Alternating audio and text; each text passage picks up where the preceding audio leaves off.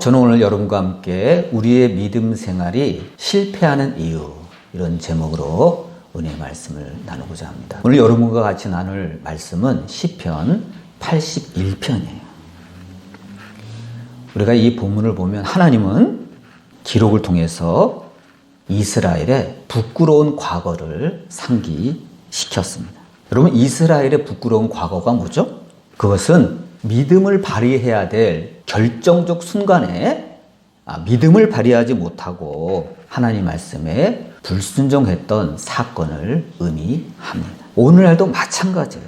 우리 하나님께서는요, 우리의 삶 가운데 우리에게도 하나님의 말씀에 순종하고 사느냐, 그 여부를 지켜보고 있다는 것을 알아야 돼요.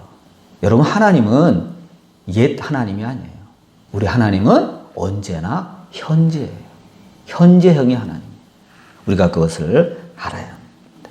우리가 하나님 말씀에 순종할 것인가, 아니면 환경에 굴복할 것인가 라는 것은 우리에게 달려있어요. 하나님이 이것을 지켜보고 계시다는 것을 우리는 알아야 돼요. 이것은 굉장히 중요한 문제예요. 여러분, 우리가 하나님 말씀으로 우리가 처한 환경을 이기지 못한다면 우리의 신앙은 자라지 못할 것입니다. 하나님은 실망하실 거예요.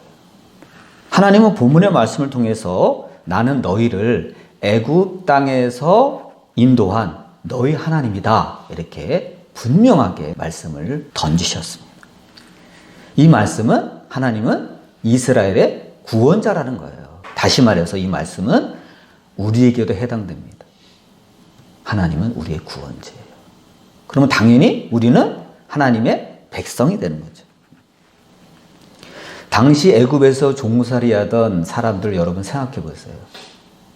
그들의 힘으로 강력한 바로의 권력을 이겨낼 수 있었습니까? 없었죠. 불가능해요. 그들의 힘으로는 탈출은 꿈도 꿀 수 없는 상황이었어요. 그런데도 하나님은 그 크신 능력으로 바로를 누르시고 제압하시고 자기 백성을 구원하셨습니다. 그래서 자유를 준 거예요. 여러분, 자유는 너무너무 소중한 것입니다.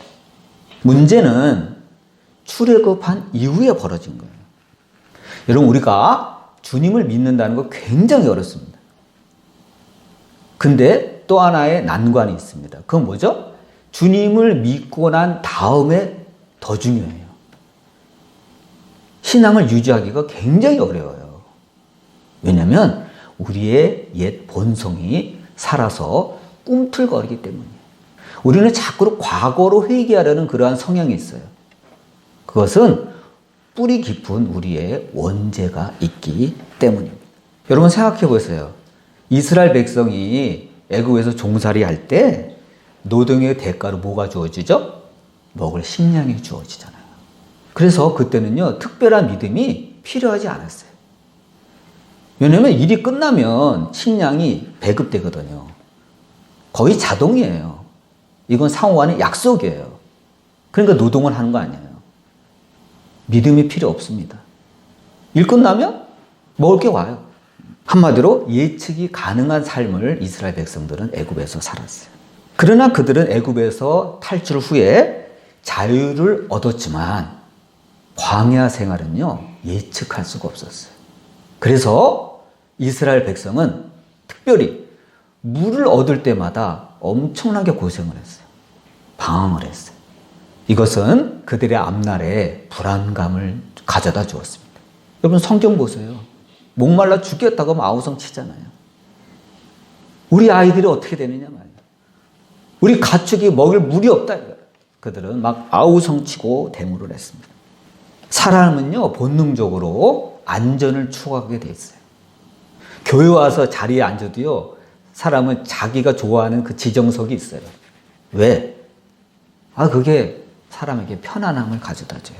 또 안전감을 가져다 줘요. 이렇게 사람은요, 예측이 가능한 삶을 본능적으로 원해요. 그런데 광야에 들어섰더니 이거는 앞날을 예측할 수가 없는 거예요. 너무나 변화무쌍해요. 그래서 그들은 하나님을 믿지 못하고 하나님을 대신하는 금송아지를 만들었습니다. 인간의 작품이에요.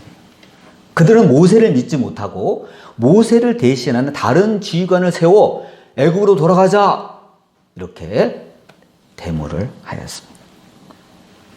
이들은 바뀐 환경에 적응을 못했던 거예요. 그래서 여러분, 적응이 굉장히 중요합니다. 그들은 옛 생활로 돌아가려고 했어요. 예측이 가능한 옛 생활로. 그게 편하거든요.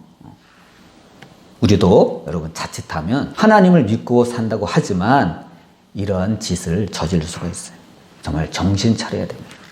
출애굽한 이스라엘 백성은요, 삶의 패러다임이 바뀌었다는 것을 인식하지 못했습니다. 광야는 씨를 뿌릴 수도 없죠.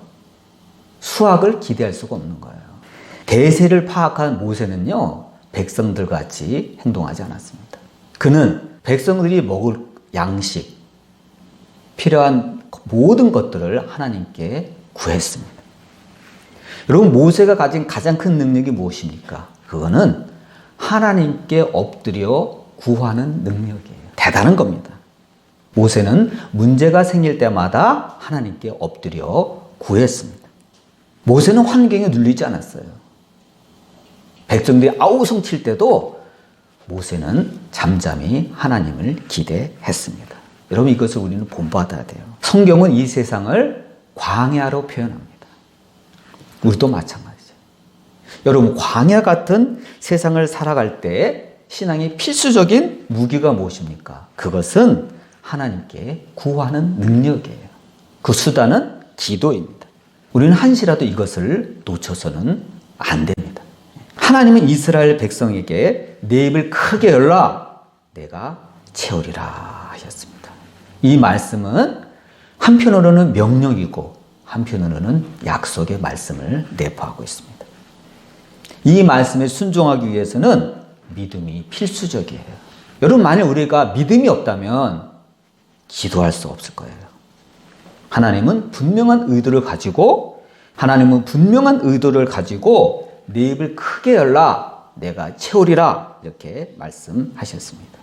그 무슨 말씀이에요? 하나님께서 보시기에 백성들이 믿음을 가지고 입을 크게 열어 기도하면 우리 하나님은 곧바로 하나님의 능력과 권능을 드러낼 만반의 준비를 하고 있다는 것을 의미합니다. 근데 여러분, 우리가 성경을 보면 이 하나님의 말씀에 완벽하게 부합하는 모델이 있었어요. 그게 누구죠? 모세예요. 여러분, 모세는요, 하나님을 바라보고 입을 열 때마다 하나님께서 응답하셨어요. 모세가 파악했을 때 그 당시 이스라엘 백성은요, 장정만 60만이에요. 그러니까 학자들은 한 200만이 넘었다 이렇게 예상하고 있습니다.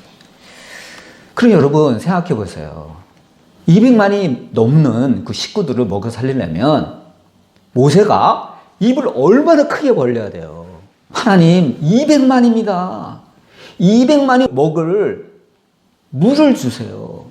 200만이 넘을 양식을 주세요. 얼마나 입을 최대한 대로 벌렸겠어요. 그런데도 불구하고 하나님은 입을 벌리는 족족 다 채워주셨어요. 하나님은 정말 능력가예요. 우리 같으면 하나님 이거 과연 하실 수 있을까? 이거 너무 심한 거 아니야? 그럴 수 있어요. 그러나 우리 하나님은 망설이지 않았어요. 어떠한 기도를 하더라도, 모세가 어떠한 내용의 기도를 하더라도, 아무리 입을 크게 열었다 할지라도요, 하나님은 다 채워주셨어요. 여러분, 백성들이 목말라 죽겠다고 이렇게 막 아우성 칠 때 모세는 목마르지 않았을까요? 모세는 몰래 물을 이렇게 비축하고 있었을까요? 아니잖아요. 백성들이 우리 자식 봐라 이가, 우리 자식들이 목말라 죽는다고 해, 난리야. 그럴 때 여러분, 모세도 자기 자식 없었을까요? 모세도 아들들이 있었어요. 모세는요 그렇게 아우성 치지 않았어요. 똑같아요. 환경은 백성들이나 모세나 똑같습니다. 그러나 모세는요 중요한 게 있어요. 그 환경에 눌리지 않았어요. 여러분, 우리가 힘든 상황이 있을 때 당연히 눌리죠. 그건 당연한 거예요. 그러나 어떠한 상황에서도 하나님의 말씀이라는 무기를 가지고 환경을 긍정적으로 바라보는 것이 너무너무 중요해요. 그래서 여러분, 믿음은 선택이라고 그래요. 믿음은 선택이에요. 모세는 똑같이 불확실한 상황 가운데서도 믿음을 갖고 하나님께 기도했습니다. 그리고 오직 주의 백성들의 필요한 것을 위해서 기도했어요. 모세는 자기 자신의 사사로운 것은 거의 구하지 않았어요. 그러니까 여러분, 우리가 성경을 볼 때 모세의 기도를 보면 공익적인 기도예요. 공공의 선을 위해서 그렇게 기도했어요. 그게 모세의 위대한 점이에요. 주로 먹을 식량과 그리고 적들과 싸울 때 승리하게 해달라고, 이기게 해달라고 하나님께 손을 들어서 기도했어요. 그래서 하나님은 모세가 기도할 때마다 하나님의 크신 능력과 권능 그리고 긍휼을 베풀어 주셨습니다. 어디에서요? 척박한 자연 환경에서, 그 광야에서 하나님의 크신 능력을 드러냈을 때 하나님은 백성들에게 영광을 받으셨습니다. 근데 중요한 것은 본문에 무슨 얘기를 하고 있죠?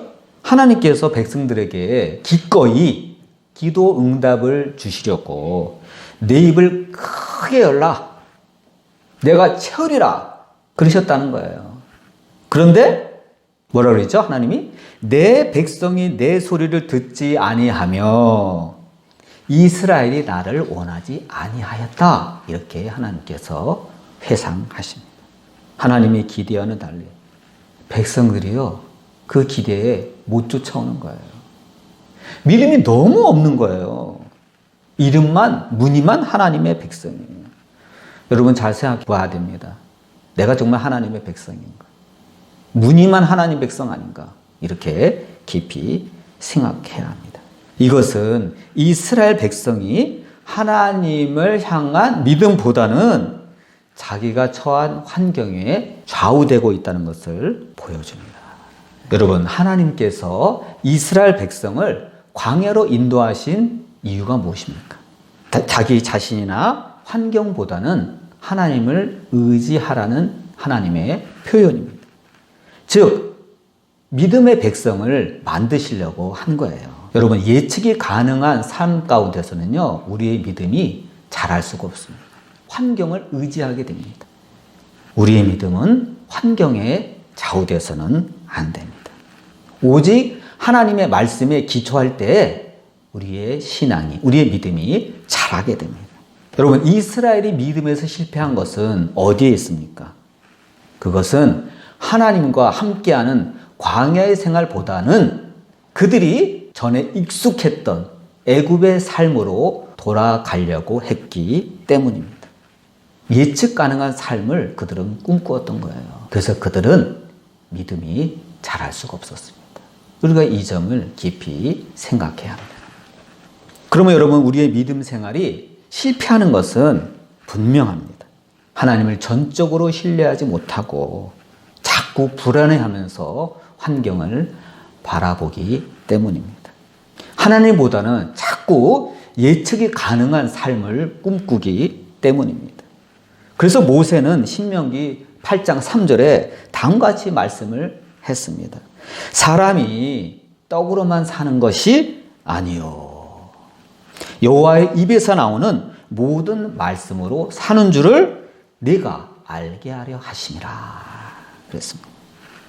어차피 여러분, 인생은 예측할 수 없습니다. 환경보다는 오직 변함없는 하나님의 말씀을 붙잡고 승리하시기를 바랍니다. 다시 한번 말하지만 신앙은 선택입니다. 어떤 것을 선택하겠습니까? 환경에 좌우되겠습니까? 아니면 하나님의 말씀만 붙잡고 주님만 바라보고 나아가겠습니까? 선택은 저와 여러분에게 달려 있습니다. 기도하시겠습니다.